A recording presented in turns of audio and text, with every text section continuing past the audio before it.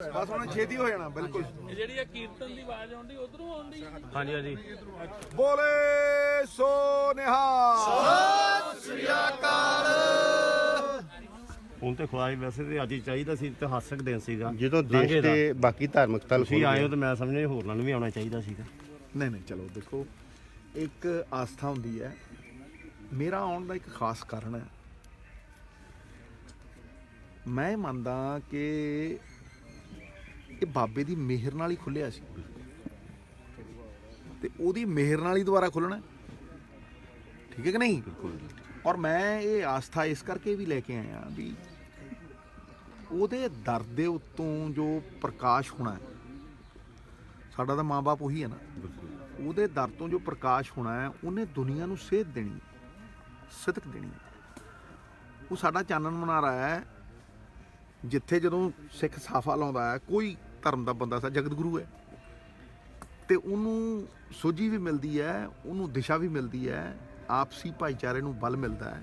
ਬਾਬੇ ਦੇ ਫਲਸਫੇ ਦਾ ਇੱਕ ਪ੍ਰਚਾਰ ਪ੍ਰਸਾਰ ਹੁੰਦਾ ਹੈ।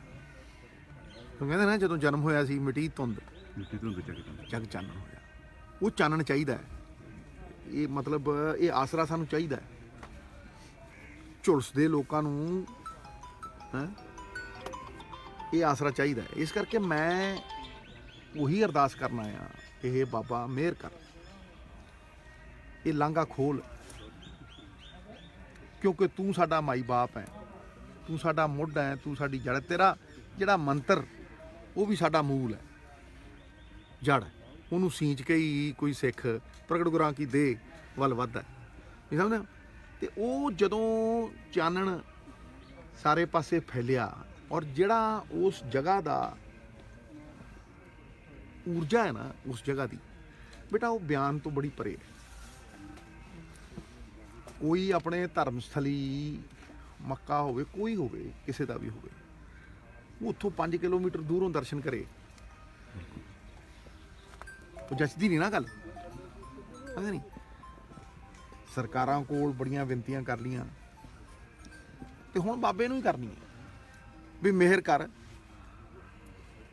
ਤੇਰੀ ਕਿਰਪਾ ਦੇ ਨਾਲ ਹੀ ਫੇਰ ਲਾਂਘਾ ਖੁੱਲ੍ਹਣਾ। ਤੇ ਮੈਂ ਇਹ ਵੀ ਮੈਂ ਇੱਥੇ ਅਰਦਾਸ ਕਰਨ ਆਇਆ, ਜਿਹੜੀ ਕਿ ਮੇਰੇ ਦਿਲ ਦੀ ਤਾਂਘ ਹੈ, ਕਿ ਆਪਣੇ ਕਿੱਤੇ ਨੂੰ ਜਿਨ੍ਹਾਂ ਦੇ ਲੜ ਲਾ ਕੇ ਗਿਆ ਸੀ, ਅੰਨਦਾਤਾ ਬਣਾ ਕੇ ਗਿਆ ਸੀ, ਉਹਨੂੰ ਉੱਤਮ ਦਰਜਾ ਦੇ ਕੇ ਗਿਆ ਸੀ, ਉੱਤਮ ਖੇਤੀ। ਉਹ ਵੀ ਘਰਾਂ ਨੂੰ ਨਹੀਂ ਵਰਤੇ, ਸੜਕਾਂ ਤੇ ਨੇ। ਕੁਛ ਐਸਾ ਪ੍ਰਤਾਪ ਤੇਰਾ ਹੋਵੇ ਕਿ ਉਹ ਘਰ ਪਰਤਨ। ਜਿੱਤ ਤੇ ਉਹਨਾਂ ਦੀ ਪੱਕੀ ਹੈ, ਦੁਨੀਆ 'ਚ ਕੋਈ ਕਿਸਾਨ ਮੂਵਮੈਂਟ ਨੂੰ ਹਰਾ ਨਹੀਂ ਸਕਿਆ। ਬੋਲੇ ਸੋ ਨਿਹਾਲ ਸਤਿ ਸ੍ਰੀ ਅਕਾਲ। ਕਾਨੂੰਨ ਲੰਗੜੇ ਆ, ਅਸੀਂ ਵਿਧਾਨ ਸਭਾ ਦੇ ਵਿੱਚ ਬਿਲਕੁਲ ਹੀ ਖਤਮ ਕਰ ਦੇਣੇ ਆ। ਜਦ ਤੱਕ ਸਾਡੀਆਂ ਰਗਾਂ 'ਚ ਲਹੂ ਹੈ, ਇਹ ਕਾਨੂੰਨ ਲਾਗੂ ਨਹੀਂ ਹੋਣ ਦਿੰਦੇ ਅਸੀਂ, ਇਹ ਭੁੱਲ ਜੇ ਕੋਈ। ਲੇਕਿਨ ਇਹ ਵੀ ਗੱਲ ਪੱਕੀ ਹੈ ਕਿ ਜੋ ਬਾਬੇ ਨਾਨਕ ਦਾ ਕਿੱਤਾ ਹੈ, ਇੱਕ ਸਮਾਜਿਕ ਸੰਘਰਸ਼ ਹੈ। ਇਹ ਸਮਾਜਿਕ ਸੰਘਰਸ਼ ਜਿਹੜਾ ਹੈ, ਇਹ ਆਰਥਿਕ ਤਾਕਤ ਬਣ ਕੇ ਉੱਭਰੇ। ਇੱਜ਼ਤ ਦੀ ਰੋਟੀ ਉਹਦੇ ਭਾਈ ਲਾਲੋ ਜਿਹੜੇ ਨੇ, ਜਿਨ੍ਹਾਂ ਦੀ ਰੋਟੀ ਚੋਂ ਅੱਜ ਵੀ ਦੁੱਧ ਨਿਕਲਦਾ, ਉਹਨਾਂ ਨੂੰ ਉਹਨਾਂ ਦੀ ਇੱਜ਼ਤ ਬਹਾਲੀ ਹੋਵੇ, ਉਹ ਆਪ ਸੰਪੰਨ ਹੋਣ ਤੇ ਦੁਨੀਆ ਦੇ ਵਿੱਚ ਉਹਨਾਂ ਦਾ ਜੈ ਜੈਕਾਰ ਹੋਵੇ। ਕਿਉਂਕਿ ਉਹ 60% ਆਬਾਦੀ ਹੈ, ਉਹ 60% ਆਬਾਦੀ ਦੇ ਉੱਤੇ ਰਾਜਨੀਤਿਕ ਤਾਕਤ ਕਿਸੇ ਹੋਰ ਦੀ ਕਿਉਂ ਹੋਵੇ, ਵਿੱਤੀ ਤਾਕਤ ਕਿਸੇ ਹੋਰ ਦੀ ਕਿਉਂ ਹੋਵੇ। ਇਸ ਕਰਕੇ ਇਹ ਵੀ ਬੜੀ ਵੱਡੀ ਅਰਦਾਸ ਹੈ, ਇਹ ਵੀ ਸਾਡੀ ਅੱਜ ਬੜੀ ਵੱਡੀ ਦਿਲ ਦੀ ਤਾਂਘ ਹੈ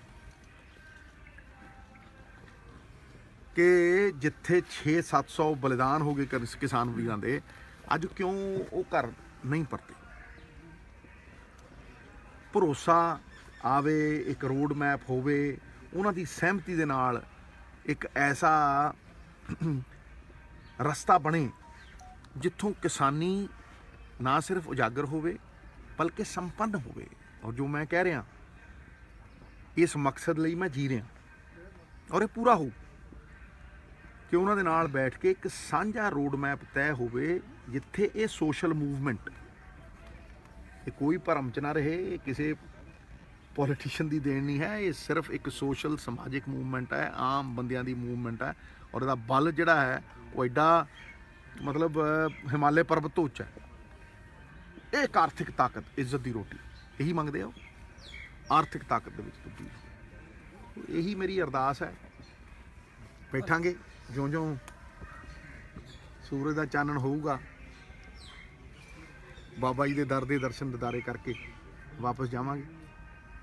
ਮੈਂ ਇੰਨਾ ਹੀ ਕਹਿਣਾ ਸੀ ਛੋਟੇ ਭਾਈ। ਬੋਲੇ ਸੋਨਿਹਾਲ। ਯਾਦ ਹੋਏਗਾ ਆਪਾਂ ਉਦੋਂ ਵੀ ਤੁਹਾਡੀ ਬਾਈ